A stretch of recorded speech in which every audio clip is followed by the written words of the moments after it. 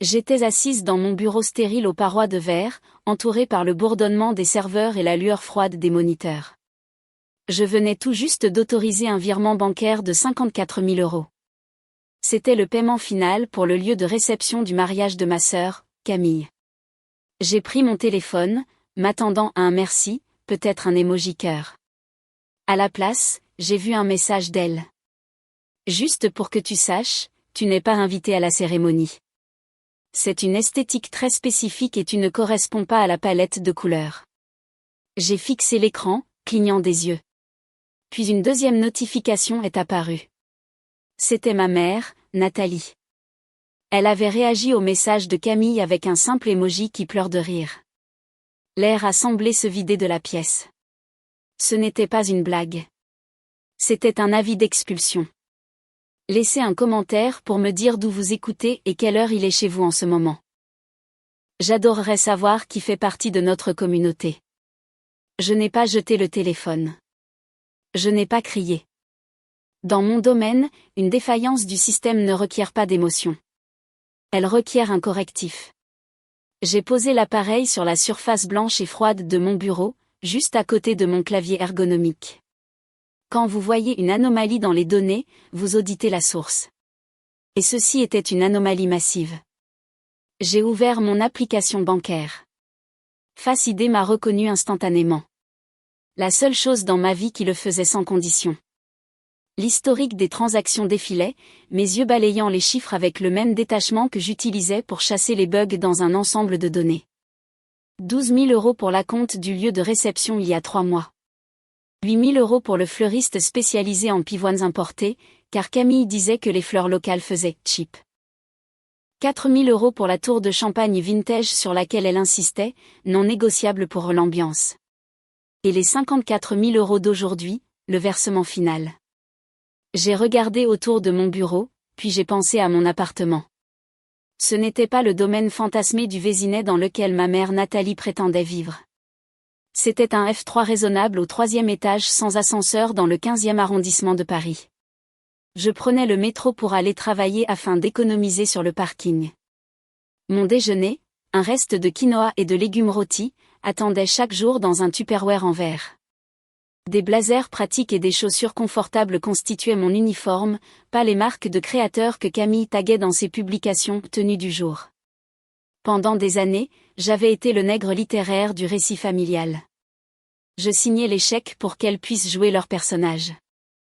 Je finançais le style de vie qui leur permettait de me mépriser. J'étais le code backend qui faisait fonctionner la belle interface. Et personne ne veut voir le code. Ils veulent juste que l'application tourne. Ils veulent la magie sans la mécanique. Je me suis penché en arrière dans mon fauteuil, la maille ergonomique s'enfonçant dans mes omoplates. Pourquoi avais-je fait ça? Pourquoi avais-je viré près de 100 000 € à une sœur qui levait les yeux au ciel quand je parlais de mes recherches? Pendant longtemps, je me suis dit que c'était juste ce que les familles faisaient. Mais en voyant cet emoji hilar, la dissonance cognitive s'est finalement brisée. Je n'étais pas une bonne sœur. J'étais piégée dans le biais des coûts irrécupérables. En économie, un coût irrécupérable est une somme d'argent qui a déjà été dépensée et ne peut être récupérée. Le biais est la tendance psychologique à continuer d'investir dans une proposition perdante à cause de ce que vous y avez déjà mis. J'avais passé des décennies à déverser des ressources dans un investissement défaillant, l'affection de ma famille, convaincue que si je payais juste une facture de plus, si je résolvais juste une crise de plus, les retours finiraient par arriver. Je pensais acheter de l'amour, ou au moins du respect, mais je n'avais pas payé pour un mariage. J'avais payé un impôt pour exister dans leur orbite, un impôt pour être toléré. Camille ne m'a pas désinvité à cause d'une esthétique.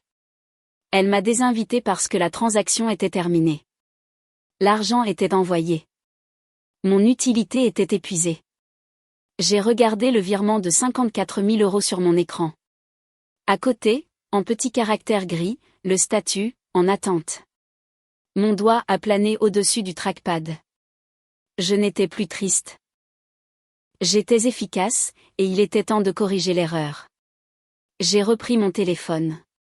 L'écran affichait toujours la notification de l'emoji qui rit. Je n'ai pas tapé un paragraphe. Je n'ai pas demandé d'explication ni supplié pour avoir une chance de changer de tenue. J'ai tapé 2 phrases. Compris. J'annule les paiements pour les prestataires aussi. Envoyer. Puis j'ai changé d'onglet. Je me suis connecté au portail client du lieu de réception. Mon mot de passe était enregistré parce que, bien sûr, c'était moi qui gérais le compte. J'ai trouvé le bouton « Annuler l'événement ». Un avertissement est apparu. Toute annulation dans les 30 jours entraîne une pénalité de 50% du total des frais de réservation. J'ai cliqué sur « Confirmer ». Le virement en attente de 54 000 € a été annulé. Ensuite, le fleuriste, puis le traiteur, puis la location de voitures de collection.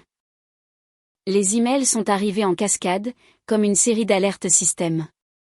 Annulation confirmée. Processus de remboursement initié. C'était rythmique, presque musical. Clic, annulé, clic, annulé. Mon téléphone s'est mis à vibrer sur le bureau. Camille. J'ai ignoré. Puis un texto d'elle. Qu'est-ce que tu as fait? Le lieu de réception vient de m'appeler. Un autre texto. Réponds au téléphone, Chloé. Ce n'est pas drôle. Puis ma mère a rejoint la conversation. Le message de Nathalie est apparu. Arrête de faire ta drama queen. Tu sais bien que tu ne t'intègres pas avec les amis de Guillaume. Tu es trop intense. Tu vas embarrasser ta sœur. J'ai fixé le mot intense. C'était leur mot de code pour intelligente. C'était leur code pour difficile parce qu'elle pose des questions. C'était l'étiquette qu'elle me collait chaque fois que ma réalité dérangeait leur fantasme. Pendant des années, j'avais été l'enfant de verre. En psychologie, un enfant de verre est le frère ou la sœur de quelqu'un qui monopolise une quantité disproportionnée d'énergie parentale, que ce soit à cause d'une maladie, d'un handicap ou, dans le cas de Camille, d'un narcissisme pur. Les parents regardent à travers l'enfant de verre pour voir l'autre. Ils supposent que l'enfant de verre va bien parce qu'elle ne se brise pas bruyamment. Elle est solide. Elle est transparente. Elle est là, mais on ne la voit pas. J'avais passé ma vie à essayer d'être assez opaque pour être remarqué. Des notes parfaites, ils regardaient à travers moi. Un poste prestigieux, ils regardaient à travers moi. Payer leurs dettes, ils regardaient à travers moi. Le seul moment où ils me voyaient, c'était quand je leur renvoyais leur propre image. Quand mon argent achetait les choses qui leur donnaient une belle apparence. Mais maintenant, je n'étais plus seulement une vitre qu'elles pouvaient ignorer. J'étais du verre brisé. Et si elles essayaient de marcher sur moi cette fois, elles allaient saigner. Mon téléphone a de nouveau sonné. Camille.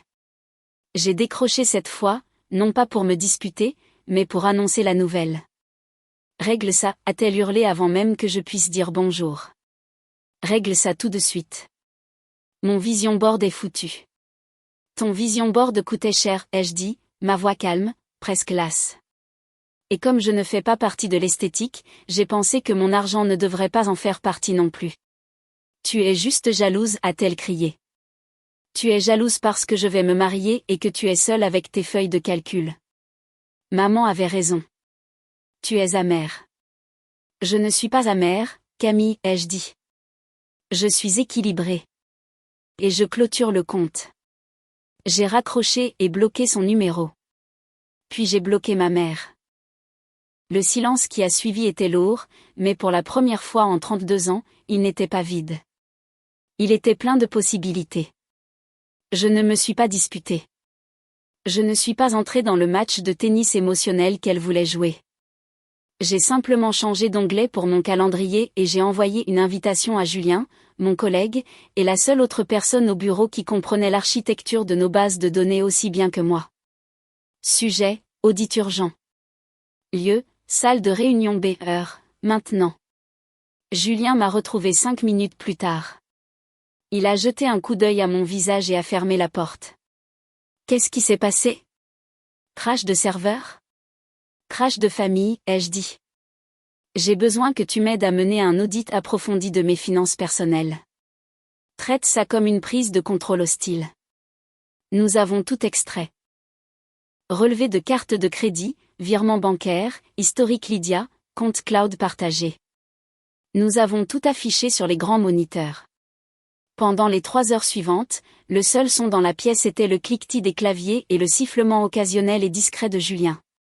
Nous avons d'abord trouvé les suspects habituels, les virements d'urgence pour le loyer qui coïncidaient avec les week-ends à Calvi on the Rock, les factures médicales qui correspondaient au prix d'un sac Balenciaga. Mais ensuite, nous avons trouvé quelque chose de plus gros. Un débit sur carte de crédit datant de 3 semaines, 12 000 €. Le fournisseur était la Retraite Bien-être Céleste. Le nom du titulaire de la carte sur le reçu était Chloé, mais l'adresse email pour la confirmation était camillevib@gmail.com. Elle a utilisé ta carte pour une cure de remise en forme avant le mariage, a dit Julien, en zoomant sur la facture. Sans demander. Sans demander, ai-je confirmé. Je lui avais donné le numéro de la carte il y a des mois pour verser un acompte au fleuriste. Elle l'a sauvegardé dans son portefeuille numérique. J'ai pris le téléphone. Je n'ai pas appelé Camille. J'ai appelé le service des fraudes de ma compagnie de carte de crédit. Je voudrais signaler une transaction non autorisée, ai-je dit. Ma voix était stable. Professionnelle. Oui, le montant est de 12 000 €. Non, je ne l'ai pas autorisé. Oui, je sais qui l'a fait. Oui, je souhaite déposer une plainte formelle. Ensuite, j'ai ouvert un nouveau brouillon de mail. Destinataire, Nathalie. Sujet, notification de cessation de financement. Mère, à compter d'aujourd'hui, tout soutien financier pour le mariage, l'entretien de la maison et le style de vie de Camille est terminé. J'ai identifié 12 000 € de frais non autorisés sur ma carte de crédit, effectuée par Camille. J'ai déposé une plainte pour fraude. Ce n'est pas une négociation. C'est une notification. Cordialement, Chloé. J'ai appuyé sur envoyer. La pièce semblait plus froide, plus nette. Julien m'a regardé, impressionné et un peu terrifié. Tu viens de les pulvériser depuis l'orbite. Non, ai-je dit en fermant mon ordinateur portable. Je viens de désactiver la version d'essai gratuite. Mais je n'avais pas fini de creuser. Pendant que Julien remballait, je me suis connecté à un ancien disque cloud familial auquel je n'avais pas accédé depuis des années, à la recherche du reçu original de l'acompte du fleuriste pour prouver la chronologie de l'utilisation de la carte. J'ai commencé à cliquer dans les dossiers. Impôt 2018, acte de propriété, succession de papa. Mon père était mort quand j'avais 22 ans. Une crise cardiaque silencieuse qui nous avait laissés avec un deuil silencieux, m'avait-on dit, une montagne de dettes. C'est pour ça que je n'avais pas fait de master. C'est pour ça que j'avais cumulé 3 emplois. J'ai cliqué sur un PDF intitulé « Règlement assurance vie finale ». Je m'attendais à voir un solde nul ou une petite somme qui couvrait les funérailles. Au lieu de cela, j'ai vu un chiffre qui a fait tourner la pièce. 36 000 €. Payable au fidéicommis bénéficiaire pour Chloé. Date du versement, il y a 10 ans. J'ai fait défiler. Il y avait d'un bordereau de retrait daté de 2 semaines après la réception des fonds. La signature en bas était tremblante, une piètre imitation de ma propre écriture. En dessous, une contre-signature, Nathalie. La ligne mémo indiquait « Fonds pour les études ». Mais j'avais contracté des prêts. J'avais mangé des nouilles instantanées pendant 4 ans. J'avais travaillé de nuit à un service d'assistance tout en révisant mes partiels parce que ma mère m'avait dit qu'il n'y avait pas d'argent. J'ai ouvert un autre dossier. Portfolio mannequin Camille 2014. Les dates correspondaient parfaitement. Les photos de mode coûteuses, les voyages à Paris pour les castings, les frais d'agence. Mon fonds pour les études n'avait pas disparu. Il avait été réalloué. Il avait été investi dans l'enfant en or. J'ai senti une faim fantôme dans mon estomac.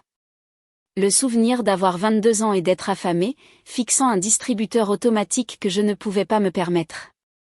La trahison n'était pas seulement financière. Elle était biologique. Une mère est censée nourrir ses petits. La mienne avait pris la nourriture de ma bouche pour acheter des paillettes à sa préférée. L'imprimante a vrombi, crachant la preuve de mon avenir volé. J'ai pris le papier encore chaud. Il semblait lourd, comme une arme. Mon téléphone a vibré. C'était Guillaume, le fiancé de Camille. Chloé, il faut qu'on parle. Camille est hystérique. Elle dit que tu ruines tout. Est-ce qu'on peut se voir? Je suis perdue. J'ai regardé le papier dans ma main. Puis j'ai regardé le message. Oui, ai-je tapé? Voyons-nous. Amen Camille. Il était temps pour une confrontation en comité de direction. Nous nous sommes retrouvés en terrain neutre, un café branché près d'Opéra, à mi-chemin entre mon bureau à La Défense et le siège de l'entreprise de Guillaume. Je suis arrivé en avance, choisissant une table dans un coin au fond. J'ai posé le dossier cartonné contenant le rapport de fraude et le document d'assurance sur la table, l'alignant parfaitement avec le bord. 10 minutes plus tard, Camille et Guillaume sont entrés. Le contraste était immédiat. Guillaume avait l'air élégant mais préoccupé, portant un costume qui coûtait plus cher que ma voiture. Camille avait l'air d'un désastre frénétique. Ses cheveux étaient tirés en un chignon sévère. Son maquillage était inégal et elle portait d'énormes lunettes de soleil à l'intérieur. Elle traînait Guillaume par le bras, essayant de contrôler le rythme, essayant de contrôler le récit. Quand Guillaume m'a vu, il s'est arrêté net. Ses yeux se sont écarquillés. Il a cligné des yeux comme s'il recalibrait sa réalité. Chloé, a-t-il dit, la voix confuse. Je me suis levée en lissant mon blazer. Bonjour, Guillaume. Ravi de vous voir en dehors d'un bilan trimestriel. Camille s'est figée. Elle a regardé de Guillaume à moi, la panique montant dans ses yeux. Vous connaissez? La connaître? Guillaume a regardé Camille, perplexe. Chloé est la data scientist principale du cabinet qui gère nos analyses d'essais cliniques. Elle est brillante. J'essaie de la débaucher depuis 2 ans. Il s'est tourné vers moi. Attendez, vous êtes la sœur de Camille? Je le suis, ai-je dit. Bien que je sois surprise que vous ne le sachiez pas. Elle n'a jamais mentionné mon nom? Elle a dit que sa sœur était. Guillaume a hésité, jetant un coup d'œil à Camille, qui tremblait maintenant visiblement. Elle a dit que sa sœur était une ratée, quelqu'un qui n'arrivait pas à garder un travail. Quelqu'un d'instable que nous ne devrions pas inviter parce que ce serait difficile. Le silence qui a suivi était épais et suffocant. Une ratée, ai-je répété, goûtant le mot. Intéressant. Elle m'a dit qu'elle payait pour tout, a éclaté Camille, la voix stridente. Elle m'a dit que c'était elle qui finançait le mariage. C'était le cas, ai-je dit calmement. Jusqu'à il y a 3 jours. Attendez, a dit Guillaume en levant une main. Camille m'a dit que sa famille payait. Elle a dit que ses parents avaient un fonds en fiducie. Elle n'a jamais mentionné que vous en étiez la source. Il n'y a pas de fonds en fiducie, Guillaume, ai-je dit. Il n'y a que mon salaire et mes économies, que Camille a siphonné. C'est un mensonge, a hurlé Camille. Elle ment. Elle est jalouse. Regardez-la. C'est juste une vieille fille amère qui veut ruiner mon bonheur. Guillaume a regardé Camille. Puis il m'a regardé, moi, calme, professionnel, posé. Il a regardé la femme qu'il s'apprêtait à épouser, hurlant dans un café, puis la femme dont il respectait l'intellect professionnellement. Je pouvais voir les rouages tourner dans sa tête. C'était un homme qui valorisait la substance. Il dirigeait une société pharmaceutique. Il traitait avec des faits, de l'efficacité et des résultats. Il regardait Camille et réalisait qu'il avait acheté un placebo. Elle m'a dit que vous étiez embarrassante, a dit Guillaume doucement, presque pour lui-même. Elle a dit que vous ruineriez l'esthétique. Je suppose que la compétence n'est pas très esthétique, ai-je dit. C'est la seule esthétique qui compte, a répondu Guillaume, sa voix se refroidissant de 10 degrés. Il s'est tourné vers Camille. Tu m'as menti. Tu as menti sur l'argent de ta famille. Tu as menti sur ta sœur. Tu as menti sur qui tu es. Je l'ai fait pour nous, a sangloté Camille, s'agrippant à ses revers. Je voulais être parfaite pour toi. Je voulais m'intégrer. On ne s'intègre pas en prétendant être quelqu'un d'autre, a dit Guillaume en retirant ses mains de son costume. Et on ne s'intègre certainement pas en volant sa propre famille. Voler, a haleté Camille. Je n'ai pas volé. Elle me l'a donné. J'ai ouvert le dossier. J'ai fait glisser le papier sur la table. La police d'assurance vie, ai-je dit. 36 000 euros. Volé de mon fonds pour les études. Signature imitée. L'écriture de mère. J'ai fait glisser le deuxième papier. Le rapport de fraude de carte de crédit. 12 000 euros de débit non autorisé. Ton adresse email. Guillaume a regardé les documents. Il ne les a pas tous lus. Il n'en avait pas besoin. L'expression sur le visage de Camille était un aveu complet. Il s'est levé. Il m'a regardé. Un mélange d'excuses et de respect dans les yeux. Je suis vraiment désolé, Chloé, a-t-il dit. Je n'en avais aucune idée. Je sais, ai-je dit. C'est pour ça que nous sommes ici. Je pense que nous avons terminé, a dit Guillaume à Camille. Le mariage est annulé. Je ne peux pas épouser une fraudeuse. Il est sorti. Il ne s'est pas retourné. Camille est restée là un instant, abasourdie. Puis elle s'est tournée vers moi, son visage se tordant en un masque de haine pure. Je te déteste, a-t-elle sifflé. Tu as tout ruiné. Non, Camille, ai-je dit en ramassant mon dossier. Je lui ai juste montré les données. C'est toi qui as ruiné les résultats. Je suis sortie en passant devant elle, la laissant seule au milieu du café. L'esthétique parfaite finalement brisée par la vilaine vérité. Les retombées ont été nucléaires. 2 heures plus tard, Guillaume a officiellement annulé le mariage. Il a envoyé un email groupé à toute la liste des invités, avec les prestataires en copie. Il a cité des manquements insurmontables à la confiance et des irrégularités financières. Il n'a pas mentionné mon nom, mais il n'en avait pas besoin. Le mariage était terminé. Ce soir-là, on a sonné à ma porte. Pas le bourdonnement poli d'une livraison, mais des coups frénétiques et insistants. J'ai vérifié l'interphone vidéo. Nathalie et Camille étaient sur mon paillasson. On aurait dit qu'elles avaient traversé une catastrophe naturelle. Le maquillage de Camille était maculé, ses cheveux en bataille. Nathalie était pâle, serrant son sac à main comme une bouée de sauvetage. Je n'ai pas ouvert la porte tout de suite.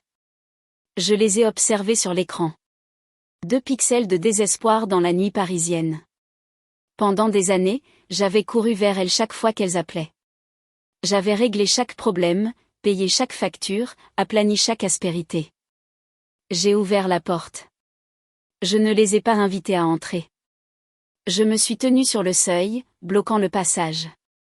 Tu as ruiné ma vie, a hurlé Camille en se jetant en avant. Nathalie a attrapé son bras, la retenant. Camille, arrête, a sifflé Nathalie. Elle s'est tournée vers moi, les yeux rougis. Chloé, s'il te plaît, nous devons arranger ça. Tu dois parler à Guillaume. Dis-lui que c'était un malentendu. Dis-lui que tu nous as donné l'argent. Dis-lui que tu étais au courant pour l'assurance. Lui mentir, ai-je demandé. Protège ta famille, a-t-elle plaidé.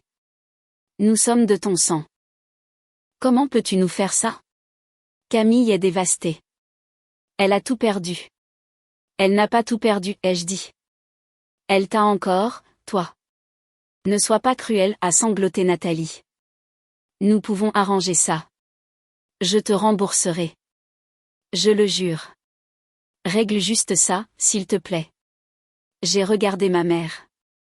J'ai regardé la femme qui avait imité ma signature et volé mon avenir pour financer un fantasme. J'ai regardé la sœur qui m'avait désinvité de son mariage parce que je ne correspondais pas à la palette de couleurs. J'ai tendu la main derrière moi vers la console dans le couloir.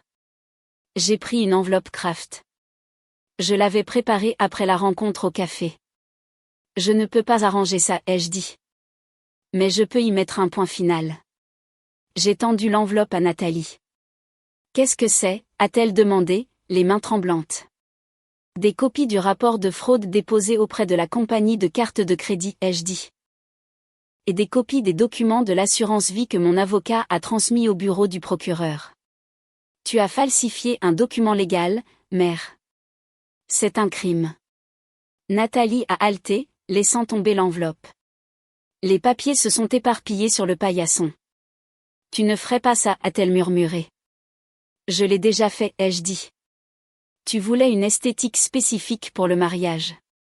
Eh bien, Voici la nouvelle esthétique. Ça s'appelle les conséquences, point. Camille m'a regardé, la bouche ouverte, la combativité la quittant. Elle paraissait petite.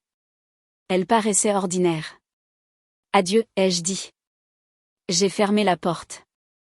J'ai verrouillé le pen dormant. J'ai écouté le silence s'installer à nouveau dans le couloir. C'était le plus beau son que j'ai jamais entendu. La suite a été une révolution tranquille. Guillaume, fidèle à lui-même, n'a pas seulement mis fin aux fiançailles. Il a démantelé toute la façade. Il m'a envoyé une note manuscrite personnelle, s'excusant pour le manque de respect auquel il avait involontairement participé. Il a loué mes réalisations professionnelles et a réitéré l'engagement de son entreprise envers nos projets en cours. C'était un homme intègre, et son respect comptait plus pour moi que n'importe quelle invitation de mariage. Nathalie a fait face à des poursuites judiciaires.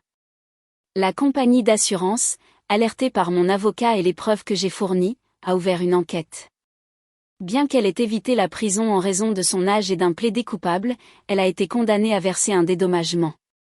La honte de l'exposition publique, la perte de son image de mère parfaite, fut une punition bien pire que n'importe quelle amende. Son cercle social a tranquillement pris ses distances, les chuchotements la suivant partout où elle allait.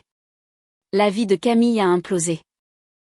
Sans le statut de Guillaume ni mon argent, son style de vie d'influenceuse soigneusement construit s'est effondré.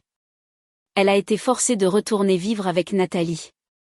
Les deux piégés dans un petit appartement tendu, se nourrissant de l'amertume de l'autre.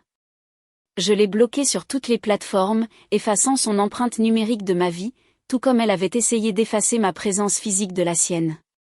Quant à moi, je n'ai pas célébré avec du champagne ou un tour d'honneur. J'ai célébré avec le silence. Je me suis assise dans mon appartement calme, le soleil du soir projetant de longues ombres sur le sol. J'ai ouvert ma feuille de calcul budgétaire.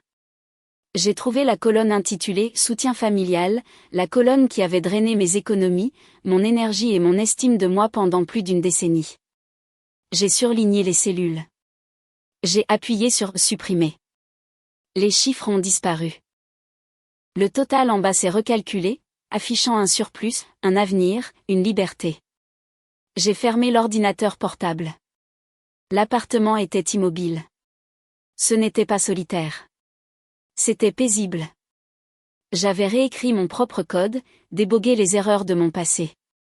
J'avais supprimé les fichiers corrompus. Le lendemain matin, je me suis acheté une nouvelle machine à café. Pas parce qu'elle était esthétique ou tendance ou parce que Camille l'aurait approuvée. Je l'ai achetée parce qu'elle faisait un excellent café et parce qu'elle me plaisait. J'ai versé une tasse, j'ai pris une gorgée et j'ai goûté quelque chose que je n'avais pas goûté depuis des années. J'ai goûté ma propre vie. J'ai réalisé ce jour-là qu'on ne peut pas télécharger de nouvelles données dans un système corrompu. Parfois, il faut simplement supprimer le fichier. Avez-vous déjà dû effacer votre famille pour vous sauver vous-même? Racontez-moi votre histoire dans les commentaires. Et si vous vous accrochez encore au reçu d'un amour que vous n'avez jamais reçu, déchirez-le.